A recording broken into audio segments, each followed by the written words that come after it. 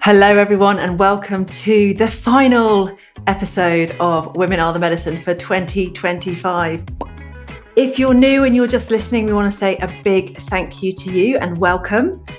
And if you've been with us since the beginning or you've joined somewhere along the way, we also want to say a really big thank you to you, because your support, your listening ears, your comments really, really matters to us, and we really appreciate you. So the aim of this show is to amplify the voices of women that the world needs to hear. And today is my most favourite woman that I love to have conversations with every day, in fact. And that is my wonderful business partner, Rachel. Rachel, hi. Welcome. So glad we get to speak again on the podcast. Yeah. Oh my God. Okay. So what can people expect from today's podcast? We're going to have a little bit of a retrospective look at 2025. We're going to squeeze out all of the wisdom and insights from our perspectives, from our client transformations, and we're going to give those to you.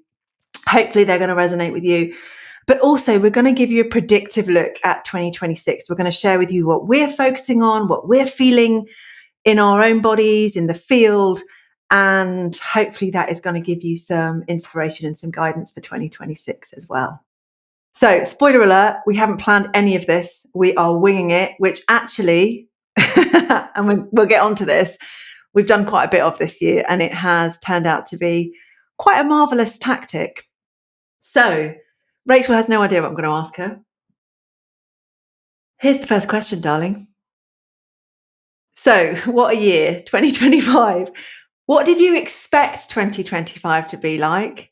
And what has it actually been like? Let's start there. Let's unpack with that little fuckery.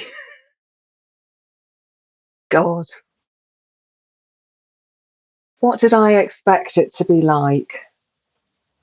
I was expecting it, and I think I do this all the time. I was expecting it to be more predictable than it was, and I think at the beginning of the year, so we had been working with a coach that we had different opinions about, this coach, and we had sort of developed a new plan, I think, that wasn't really coming from us. It was coming from someone else. And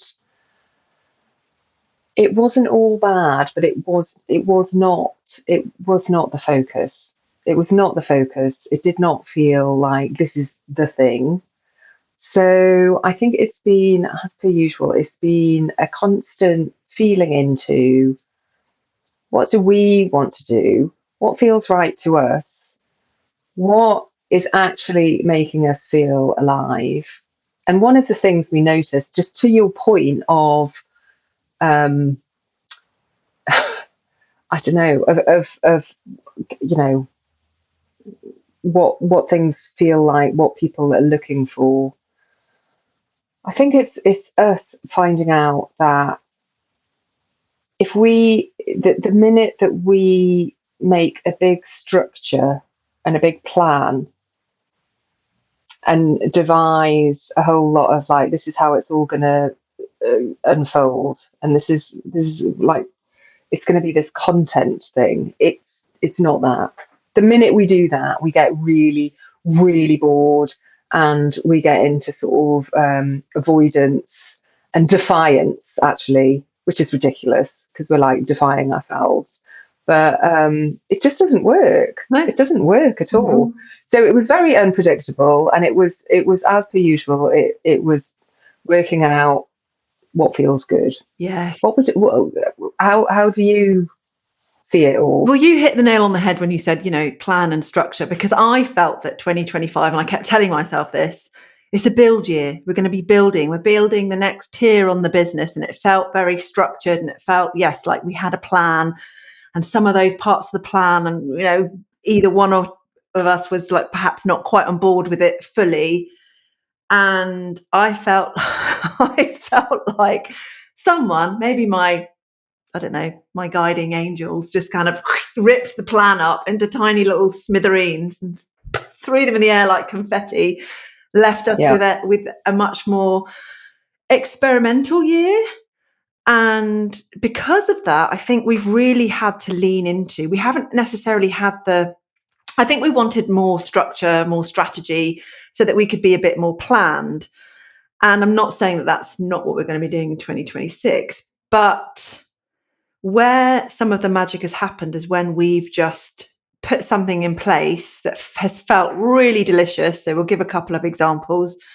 One being our wonderful gathering in Cornwall, and two being the microdosing for manifestation program that we're literally wrapping up today, that have felt like, let's pull this together and let's not think about it too much, and let's just lean into what we really love and deliver it from our hearts and see what emerges from whatever the thing is, whether it's an experience or an actual in-person gathering. And that has taught me so much about trust and leaning in and leaning back. So leaning into trust and leaning back from trying to be too organized and too, I don't know, letting really my control freak persona that has, always been alongside me. I think she's fully deciding to put her feet up and go on holiday for 2026. So we'll see how that goes.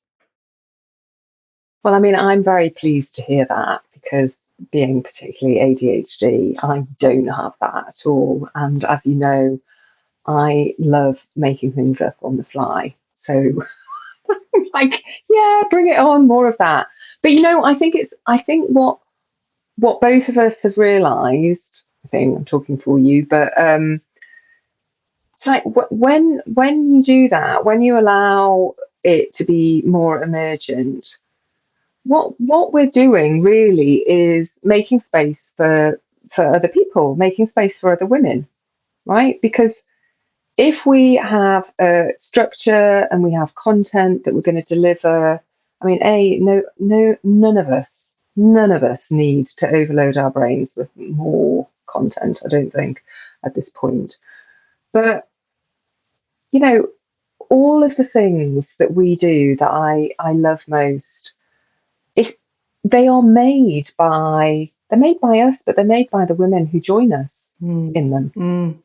It's all about the circle, or whether it's like a real life in-person gathering like Cornwall, or whether it's a sort of online group experience.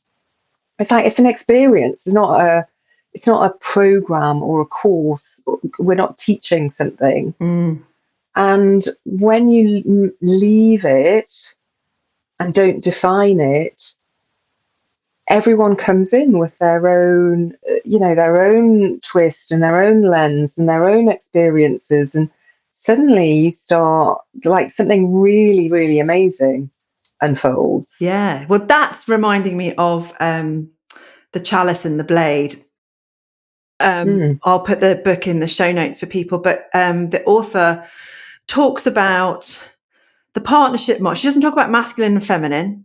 She doesn't talk about matriarchy and patriarchy, although there are those contexts in the book.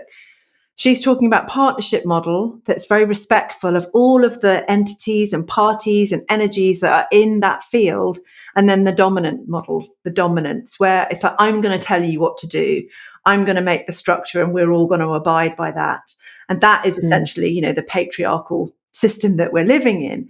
And so we've always felt this desire to create something that doesn't feel like that. And I think we've actually worked bloody hard and gone down a number of rabbit holes where we have created things that have been with that dominant structure or that patriarchal structure, and had to rewind and have to dismantle and sometimes even like burn it down so that we can actually build what it is that we want.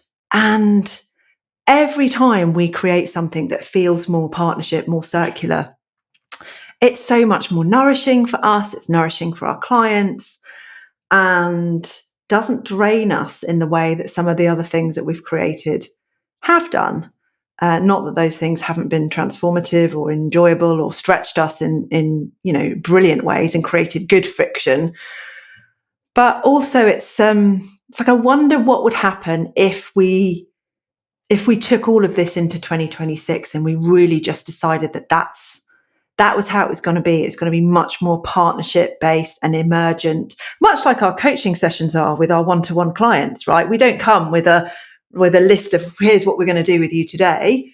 Occasionally we might bring an exercise or a tool that we know is they've asked for is going to shape what they want to do. But essentially we're meeting them where they're at. And those for me have been the most transformative, powerful sessions, both the group sessions and our one-on-ones. And again, I'm speaking for you, but I know we've had dialogue on this, that so much more like let's just work with what's here in the field instead of creating something that is superimposed over the top of it.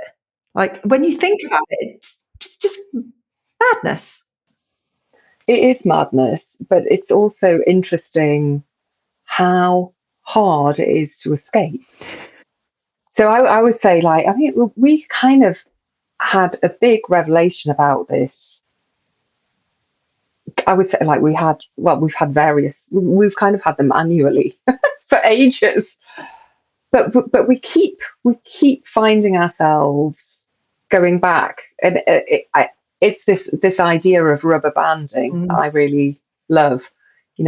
That you're sort of, you feel like you're getting somewhere and you're changing the way that you work or experience things, and then suddenly you're like, as if a rubber band is around you, pinged back into that pattern, because that's the pattern that we see everywhere, and it's the pattern we grew up in, and we learn all about work in that. When I was working in strategy, in advertising, and you were in PR and events, my God, I mean, it was just like everything's an emergency. Everything's got to be, we've got to have the proposal, and then we go through all the steps, and oh my God, and it is just incredibly life sapping. But yeah, it's amazing how resilient. I mean, it's not amazing really, because it's patriarchy and it's capitalism and it's the air that we breathe. It is so hard to build something different. Yes. And I just want to add, we should put in the show notes, and also very relevant for people that we're coaching and people that are working with us in different circles, but the amazing Emergent Strategy by Adrienne Mary Brown, which I think is also has been for me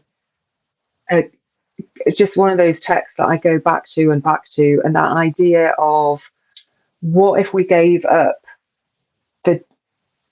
this awful need that we have to control and oversee and dominate, and what if we take our lessons from nature, and what if we look at the small shifts and emergence and the patterns, because really that's what we're talking about, particularly in our group sort of circles and experiences. You can't plan for it. This is what I think we've really, really starting to learn.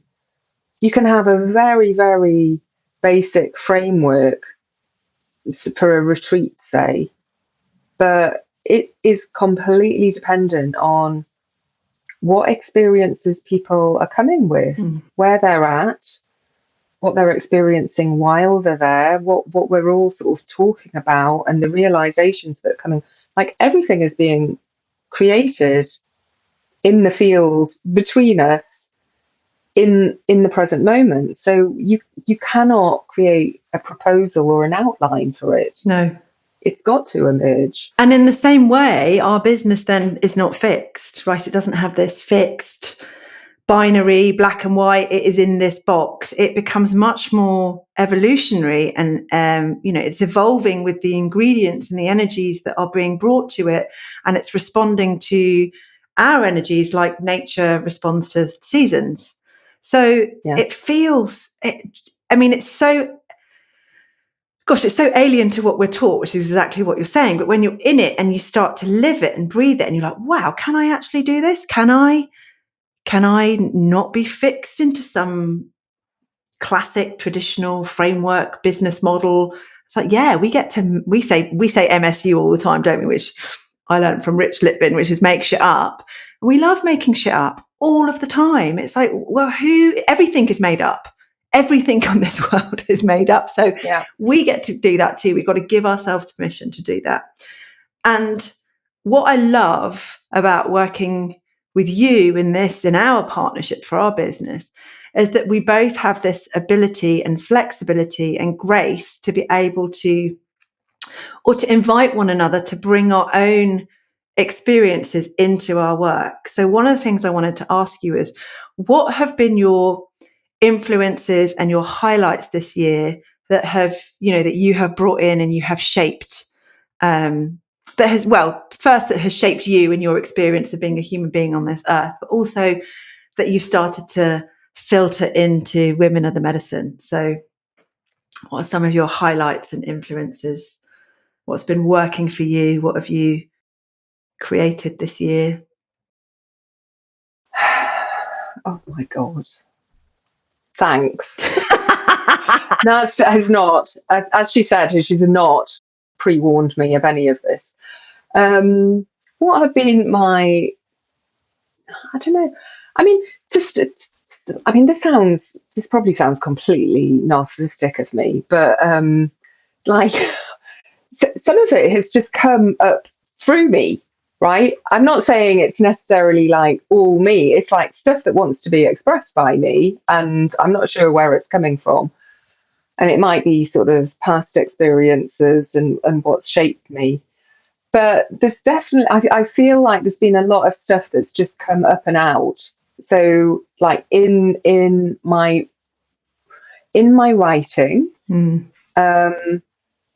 it's so interesting because, as a neurodivergent person, I've always had very specific interests and things that I go back to and I sort of pick away at.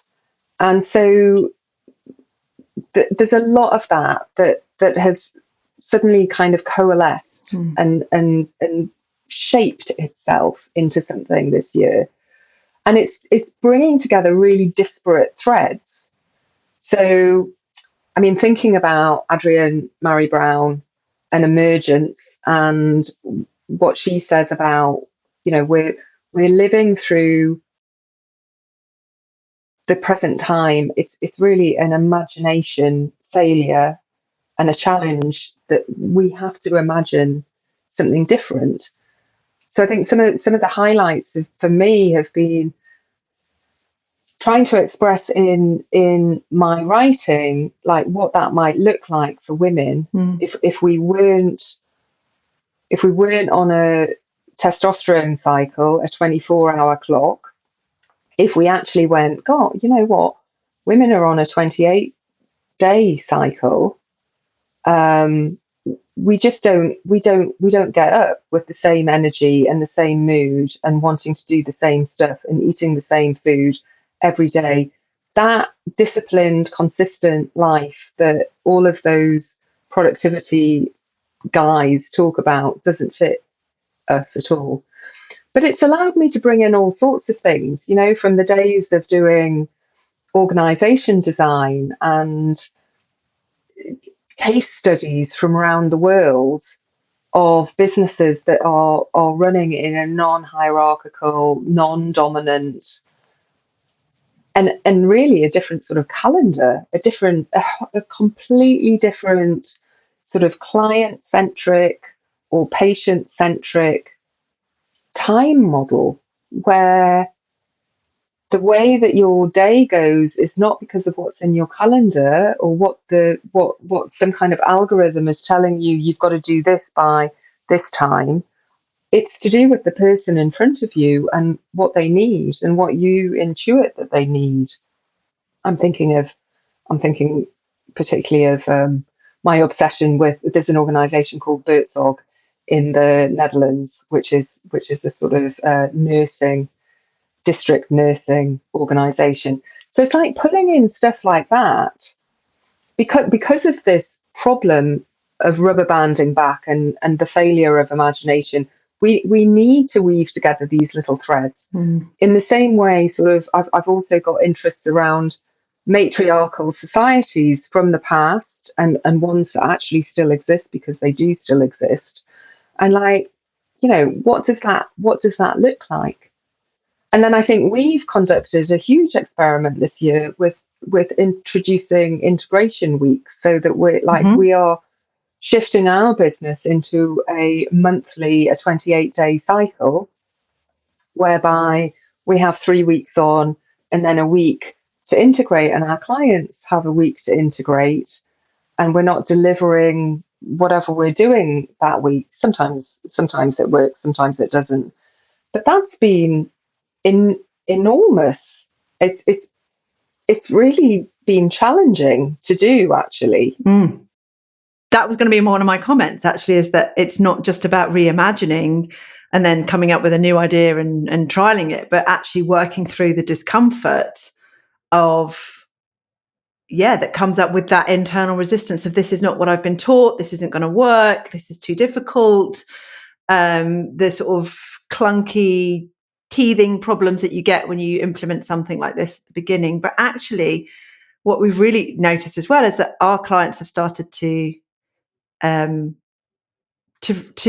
also let this idea filter through their businesses as well, and give themselves some time where it's not just in the school holidays or at Christmas, at these peak holiday times, but actually building in periods of rest and being super responsive.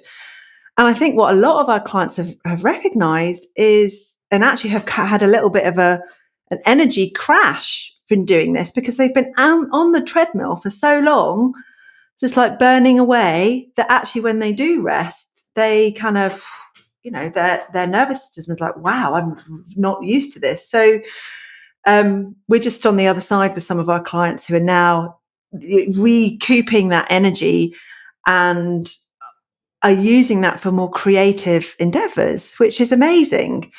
I think that's what it is that we desire, right? Is to help women to live a life that feels more spacious and more creative, and in some way have some sort of impact, whether that is on us, on ourselves and our immediate others, but also, I don't know, just has meaning. There's so many offers out there, and I'd love to touch on this with you around, what sells in 2025? What are the coaching offers that people need? And I'm kind of a bit sick of seeing all of the false promises and all of the shiny, masked up influencers and coaches telling people that they can have, whatever it is that they're promoting, whether it's their 100K months or whatever it might be, and not actually recognizing that a lot of what they're peddling is snake oil, that actually they're not living by their own. It's just a bit of an emperor's new clothes situation with so many of them. So, we were told that. Sorry, no, go. But I'm just like, yes, but this is the lens that we will see through, and it's so invisible to us. It's like a goldfish swimming in water doesn't know it's water. But I mean, I've spent a year in a writing mastermind this year, which I've got a lot out of. It's been brilliant, but it's run by two guys, and my God, they are so male about the whole thing. And so one of the things that they are like totally about, and this is not just them, you see this everywhere. They're like, ultimately, the only thing that people will buy, like your sort of mega niche, has either got to be to do with wealth or health or relationships. If you're doing something apart from that, you're fucked. And I'm like, and this is what you see, right? Yeah, 10K months, 100K months, how you can do this. Health, I mean, I'm not knocking health, but it's productized. It's like this diet or this supplement or these jabs or whatever it is. It's kind of, it's external. A lot of the time, it doesn't feel like real health and vibrancy. It feels like make yourself look a certain way, build up your muscles or build them down. And then relationships, again, I'm just like, yes, relationships are super important, but I don't know. We're like, in what sense? It's sort of like, well, I can't get the right kind of partner, or my partner's not behaving the way that I want them to, and it's not. It's kind of like it all starts with your relationship with yourself. Anyway, and it just makes me think, well, we're kind of fucked, because I don't think we haven't got a mega niche that's any of those, because the stuff that we're interested in, I mean, and I think a lot of people are. It's like, how do you live a life that feels meaningful? Yes. Not like I want to have like this car and have I mean, I just literally could not give a fuck about that. No. But I do care about feeling like what I'm doing is making some kind of difference, and that it feels good to, it feels good to me, it feels good to other people.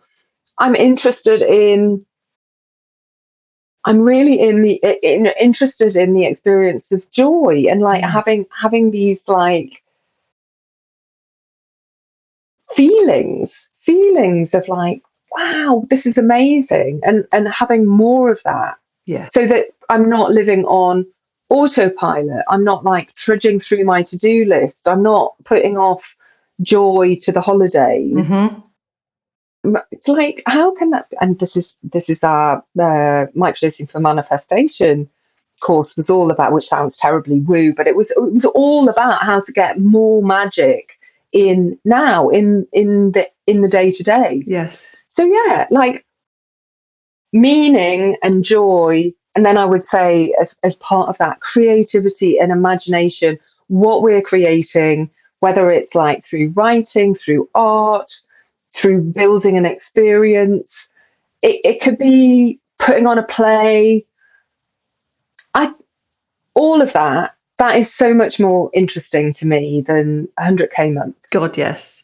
And I think, God forbid that we should tell anybody what to think about and what to prioritize. But I think for some of us, for some of our clients, when they've come in to our world and we've been able to sort of gently shuffle their worldview a little bit round and go, don't worry about that stuff.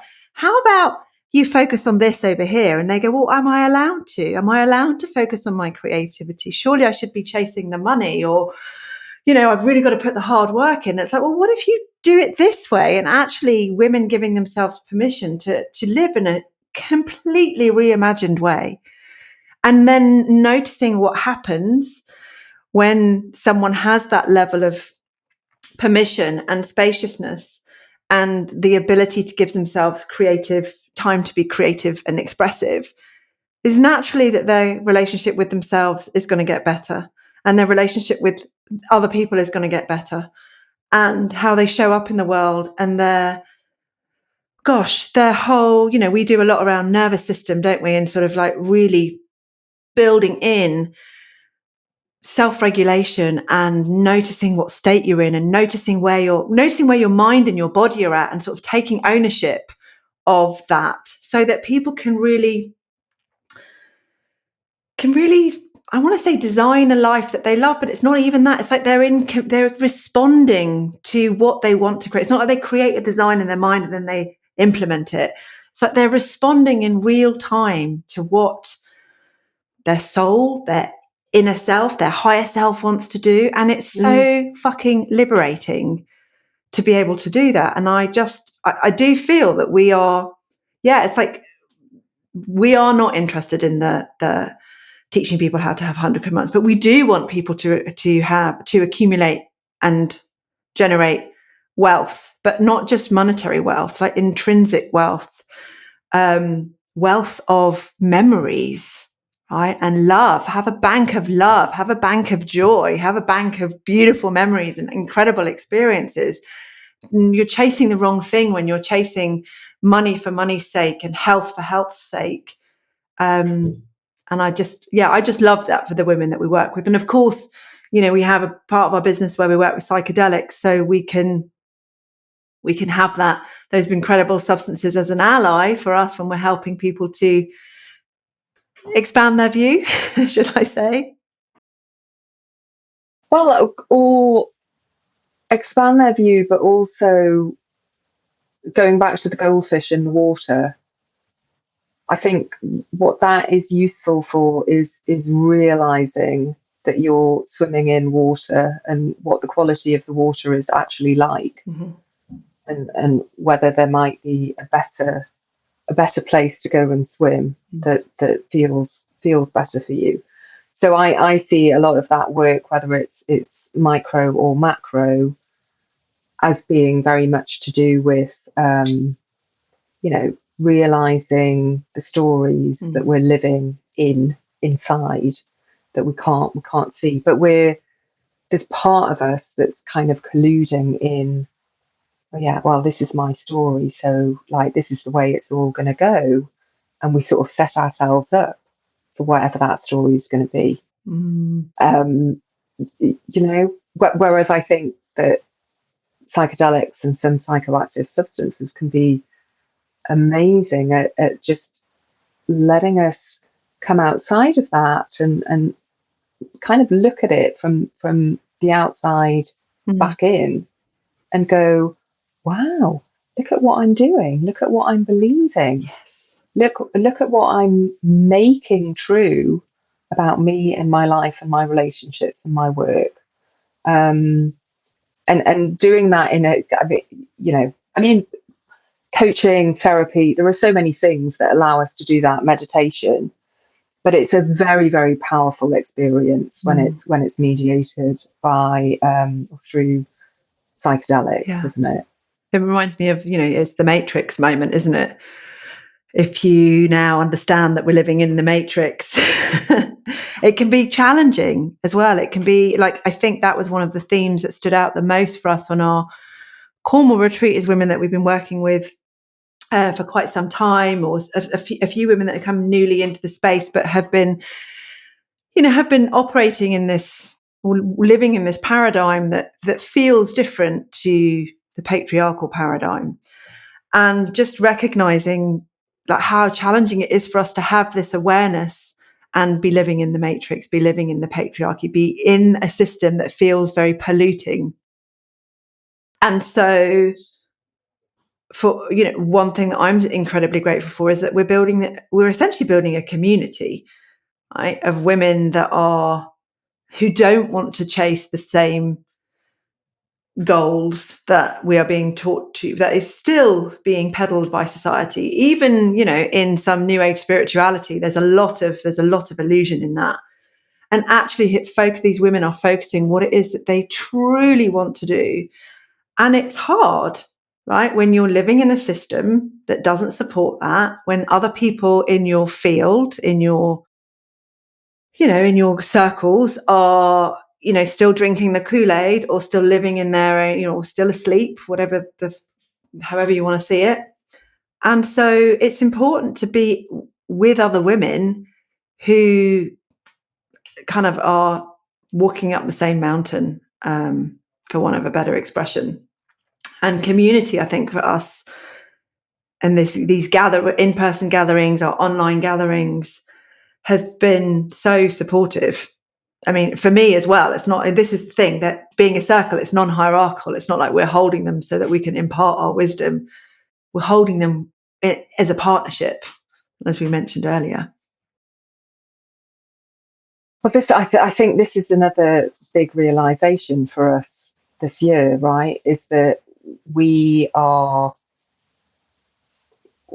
creating the container.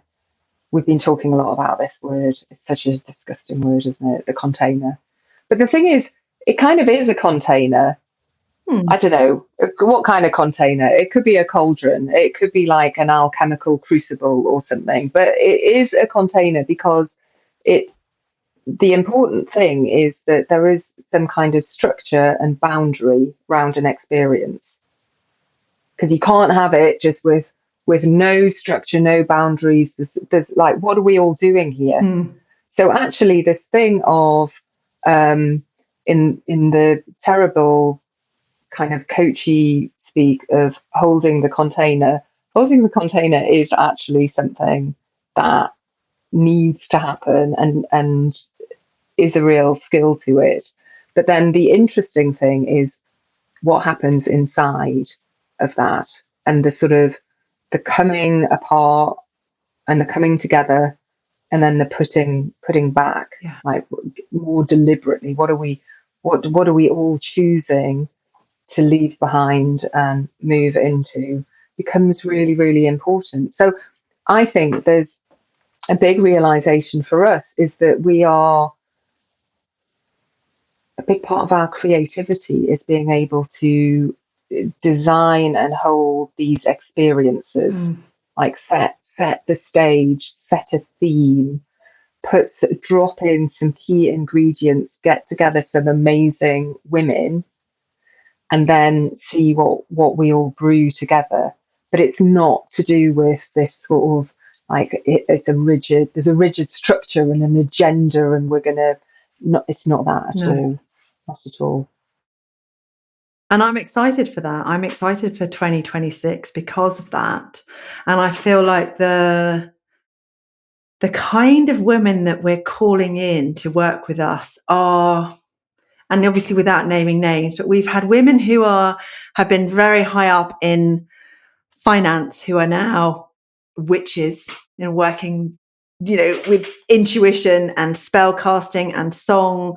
We've got women who are moving from traditional corporate and starting their own businesses, but are blending art and body work. And we've got women who have been brave enough to leave their partners and start afresh and stand on their own 2 feet and be really boundaried in their relationships with people who have been like completely narcissistic in their field. So we've got some badass women who are working with us. And I don't even want to say the word working with us, because I feel like together we're making magic. Like, we are holding the space, we are holding the container. And of course, when we're in our coaching partnerships with people, we are coaching them. So there is deep transformation there. But I feel like we've always said this, when women gather, magic happens. But when you get women of a certain strength, caliber, like, they're the kind of women that go, can I say fuck the rules? Fuck the rules. Okay, yes, I'm a bit excited about this. Women who have actually given themselves permission to be badass. My God, how flipping exciting. And this is why, I've noticed it. Our pattern is that women come back and work with us and jump into our containers, different offerings over and over again. So to have 2026 as, we're going to have a little bit of a pick and mix menu for people to come and play with us. And they can do really deep work if they want deep transformation, and we can hold them in that long-term work. Or they can come and they can play with us for 6 weeks in some sort of delicious container that doesn't feel like we're, teaching them, ramming content down their throats. So I am also very excited about that. And I am excited about off the back of doing microdosing for manifestation, we started thinking about rather than doing the same program again and again, which is terribly boring and nobody wants that.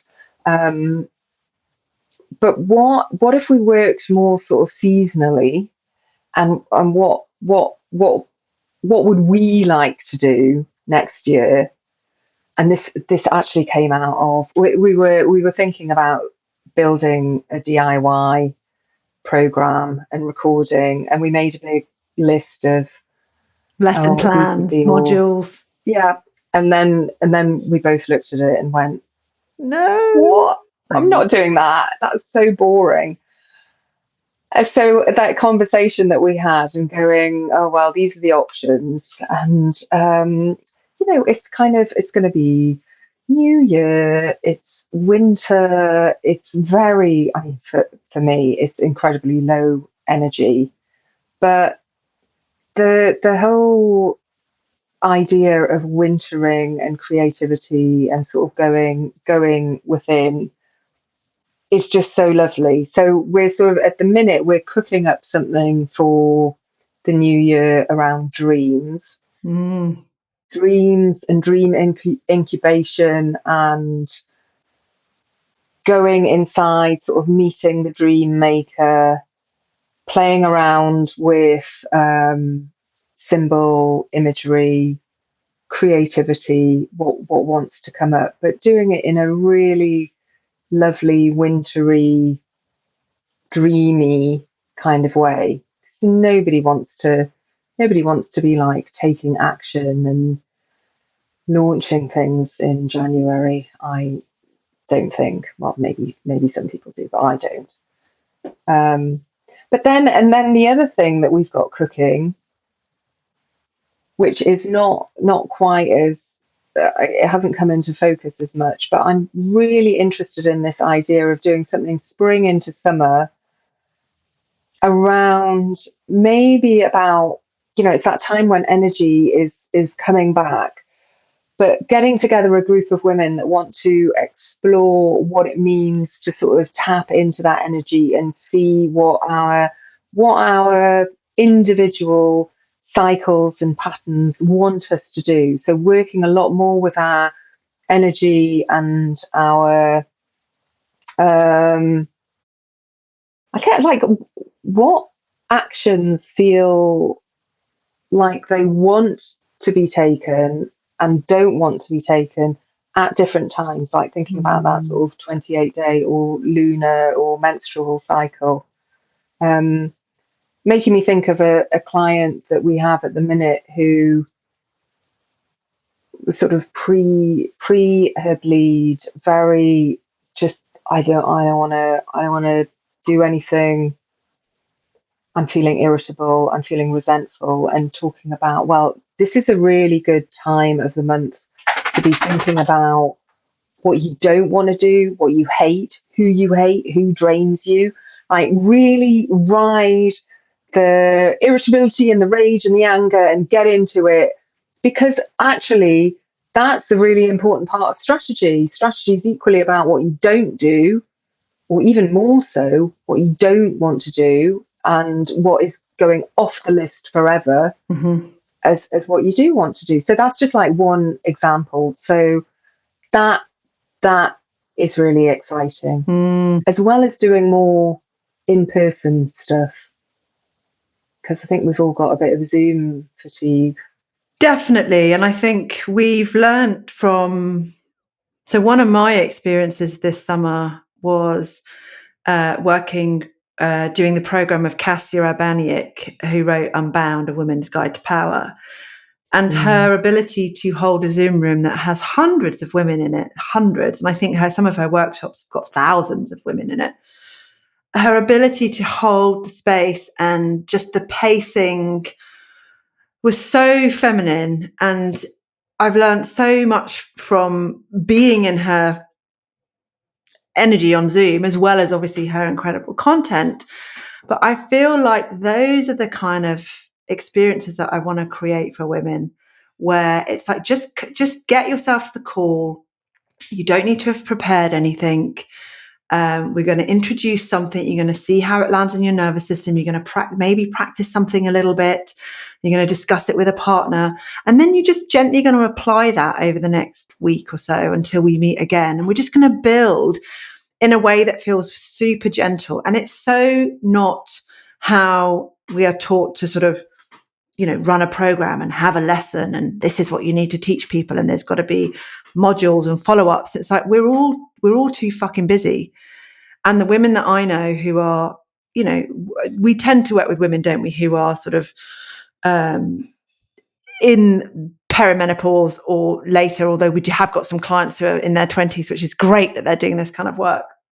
But really recognizing that we don't have the energy reserves that we used to have. We don't have the drives and the desire, and that pushing ourselves beyond that is what makes life such a fucking trudgery. So let's stop doing that and let's actually create space and have the difficult and awkward conversations that we have to have with the people in our lives to say, no, I'm going to boundary this time and I'm going to do it. I'm worth it. I'm worth it. I want to do this. I want to have this experience.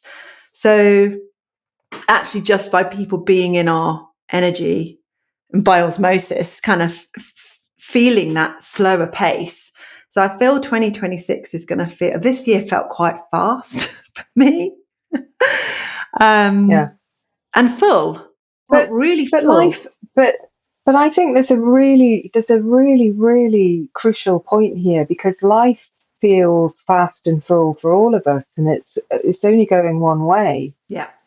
And particularly this year I would say with AI, and then I'm sort of thinking about platforms who are now using AI to drive their algorithm. All of the women on LinkedIn finding that they have no visibility anymore. Isn't that interesting? Like the inherent bias within AI. Some amazing essays on Substack about AI and how, women are looked down on more than men for using AI. Like women are stupid and idiotic and they have to rely on AI, but it's just a sensible productivity hack for a man.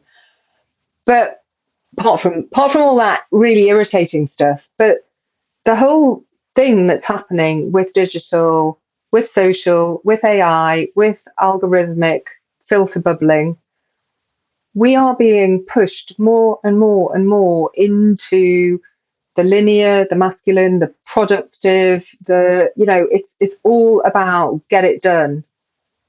And going back to that point about I'm interested in joy and meaning, I find it absolutely incredible that the majority of uses for AI seem to be like, let's get it to do the things that make us human and that give us joy and meaning. Let's try and get it to be creative. Let's try and get it to do marketing for us. Let's try and get it to write for us. I'm like, these are all the good things about work. Like, let's get it to do some of the crap, maybe, or maybe not. But it just means that there is something really, really radical about choosing to slow down and choosing to be in a live emergent container, right? Where you're not learning something, you're not sticking more stuff into your brain, you're not doing homework, you're not filling out a course book. You're having an in-person experience, whether it's online, whether we're connected virtually or in real life, but it's a set of people in their bodies connecting and seeing what we build and what emerges in that space. That feels like, it kind of makes me think of Audre Lorde talking about self-care as a radical act. Yes. But it feels more and more like just actually giving yourself a bit of time every week to hang out with other people without expectations, without wearing a mask, without making it about a goal, is really radical. It's a radical 2 fingers up to the soul-sucking system that we live in. And when you are in those spaces, you realize how exhausting it is to be in any other mode, right? Yeah. And I mean, one of the things that has helped me so incredibly, that I probably really started playing with in the summer, after I did Misha's Loosening the Warp retreat. For people who are just hearing that, I've done a podcast with Mish, the last one. And she really, really solidified for me the use of art and ritual in every day and in the mundane. And I've brought that in. And it's got strengthened by doing Caro's program, our lovely friend and co-contributor, Caro Gomez, who's, you know, an artist, a fashion designer, a coach, a medicine woman. She's all of the things. She refuses to have a label put on her, which I love. But working with her around, you know, ancestry and ritual and art and symbolism and just bringing all the things that we love. And I've now got a morning practice that is very ritualistic, that has me slowing down, that has, I 100% believe that it has contributed to the dampening of my hurry up energy on a day-to-day basis, because I'm starting my day with intention.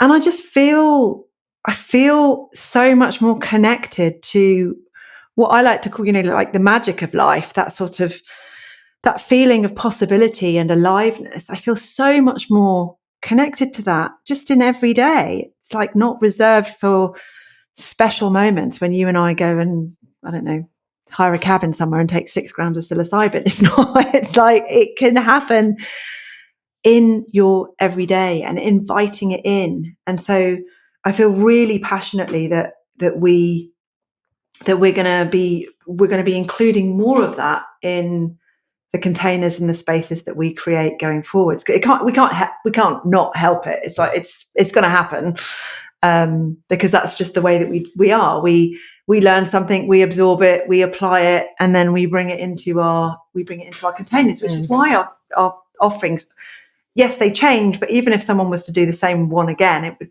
probably be very different, just because of the nature of who we are. It would be totally different. But also because of the different people, right? Yes. Because every time you have run an experience, there are different women, and we co-create a completely different experience, don't we? Yeah. So looking forwards then, Rachel, to 2026, what would you like to invite in? I'm not going to say what we're going to plan or shape, but what are you inviting in for yourself, and what would you like to invite in for us? Imagination, and really, really leaning into imagination as a superpower. Like, I think we're both very imaginative people. We find it easy to conceive of experiences and all, I don't know, articles or podcasts or whatever it may be, but using that as a superpower. I always think imagination is sort of looked down on a bit, but it's so important. If we're going to build something different, we've got to imagine it first and then create. So imagination and experimentation. First imagine it, and then create the experiments and see how you can shape it. See what works, see what doesn't work, adjust. And yeah, all of that kind of good emergence, imagination plus experimentation. And I would say that's for me, for us, for our clients, that's completely what next year is about. How about you? I love that. What do you want to bring in? I'm just going to build on that. Well, I love this idea of bringing more ritual in. I've already, my lovely husband Norbert and my mum have both been brought into rituals around the full moon, or when Norbert and I have had difficult decisions to make about life choices going forwards. I've actually started to bring in tarot, and he's such a willing, he's brilliant. He's so willing to go with this. And I love it when the cards also show him something that he's like, wow, that's amazing. and just confirm that there's power there. The psyche is speaking to us. So really getting to really being more ritualistic, beyond what I'm doing right now, and really building on that. And I think by embodying that sense of some sort of sacredness in certain acts that I do every day, whether it might be around my meal times, around my time with Norbert, when we're, not just being transactional with one another. So this idea of ritual, and I think art and ritual and food all sort of come into to the fore for that. And then emergence, again, that sort of leaning into trust and leaning back from trying to control things and just seeing what emerges. And it's beyond intuition. It's beyond, intuition can almost be like, I don't want to be prescriptive in certain situations. I just want to trust. I just want to trust that we've got it and we're going to do it, and we've got the ingredients that we need. So I am also, I'm going to be experimenting more next year in my own life, and then hopefully bringing that into Women of the Medicine. But yeah, and hopefully having some more women that want to come and experiment with us and imagine with us. And slow down, right? Like I remember I'll share this with you. I remember I was in Costa Rica and I was in this incredible cloud forest in the Monteverde, and it is world famous. It is incredibly beautiful. And you are literally up in the clouds. So occasionally you're walking around and you can't see much, right? You're trying to look over a valley, but you can't see it because the cloud's there. So you have to wait. You have to wait for the clouds to move out of the way. And then it's like you get this incredible vista opens up. And I can't tell you the amount of people that walked really quickly up to the viewing point, saw that it was cloudy, and then walked off.